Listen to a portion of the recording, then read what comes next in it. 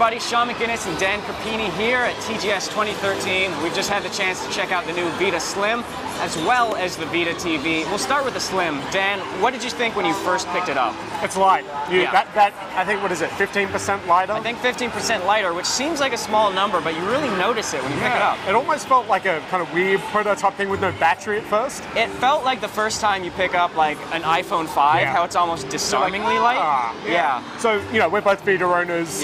We've been playing a lot of it here. Right. And then going to it, it is a noticeable heft difference. Yeah, absolutely. And you also notice that it's a bit slimmer as well, like thinner on the sides, which I really like.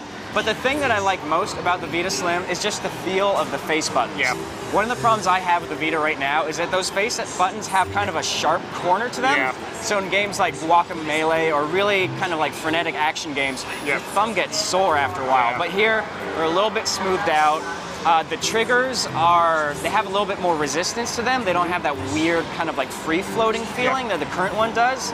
And overall, it feels really good in the hands. Yeah, and they've slightly changed the indent on the back side. Yeah, that's another big thing. So it's a little less pronounced, but it feels really, really comfortable in the hand. Yeah, and in fact, the entire back panel has a matte finish. So it's got a little bit more texture, and it just seems like you can hold it a little bit more easily without, you know, getting your hands all sweaty and having things slide out. Shaun, the elephant in the room is the screen. It's the thing that everybody's talking about. And I was a little skeptical as well, thinking, you know, they're moving from this beautiful OLED to an LCD, it's cheaper. But I'm not convinced that side by side, you'd have to look for the differences. It's not dramatic. The only real pronounced difference I noticed was when we pulled up the settings screen on both of them. You know, the Vita has that really bright green color on the settings. It seemed maybe a little bit more yellowish on the new Vita compared to the old one. And that's really the only difference that I noticed. And the brightness possibly a little bit higher on the OLED. But other than that, I mean, an extra hour of battery, you know, a lighter console, you're not making too many concessions. Yeah, I mean, if I was somebody looking to buy one of those two systems, I think the trade-off of the improved ergonomics is worth the slightly reduced screen quality. I completely agree.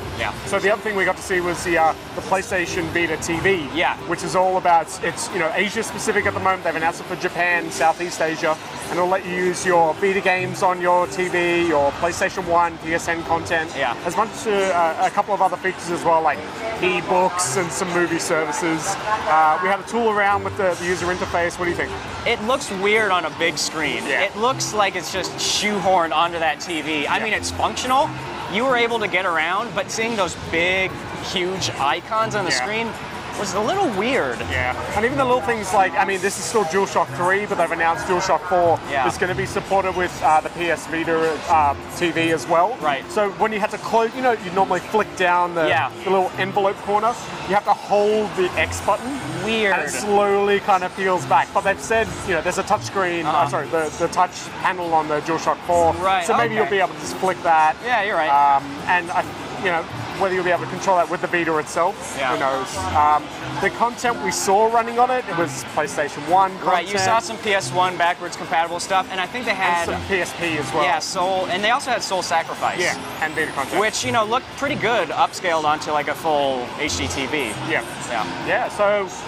again, they haven't announced that one for the Western markets yet, but it is coming to Japan the end of this year, I think it is. I'm not sure. And I think it's also for Southeast Asia. And the PSP, well, the Vita Slim. When's that one out? That one's coming out in Japan in October in 6 different colors. We also got a chance to see those colors, which are pretty nice, actually. But currently no release date for international markets, so we'll see. We'll have more gameplay, the user interface as well up on the side, so check that one out. And keep it tuned to GameSpot for more TGS 2013 coverage.